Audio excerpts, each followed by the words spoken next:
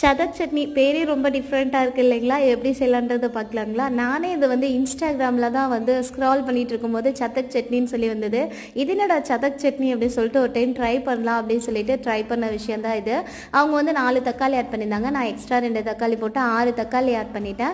தக்காளியை கட் பண்ணி போடாமல் இந்த மாதிரி முழுசாக வந்து தக்காளியை போட்டு நல்லா இந்த தோல்லாம் இந்த மாதிரி வரும்போது நம்ம எடுத்து தனியாக வச்சுட்டு ஒரு 4 to 5 வரமிளகாய் ஆட் பண்ணிவிட்டு கொஞ்சமாக பூண்டு, கருவேப்பிலை, வெங்காயம், பெரிய வெங்காயம் ஸ்லைஸாக கட் பண்ணி ஆட் பண்ணிவிட்டு அதை நல்லா வணங்கினதுக்கு அப்புறம் கொத்தமல்லி தழை ஆட் பண்ணிவிட்டு கொஞ்சமாக வந்து நம்ம உப்பு ஆட் பண்ணிக்கலாம்.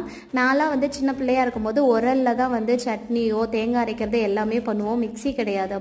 அப்போ உரலில் வந்து அந்த குழி இருக்கும் இல்லைங்களா, அதுக்குள்ளே தான் வந்து தக்காளியை போட்டு நசுக்குவோம். அப்போ வந்து சத்தக் அப்படின்னு சத்தமும் வரும், மூஞ்சிலெல்லாம் வர அடிக்கும். சரி, இப்போ உரலில் நான் ஆட்டாதனால மிக்ஸியில் ஆட்டினதுனால நான் அப்படியே போட்டு ஆட்டி எடுத்துக்கிட்டேன். ஸோ அந்த ரீசனுக்காக தான் சதக் சட்னின்னு பேர் வச்சுருப்பாங்கன்னு நான் நினைக்கிறேன்.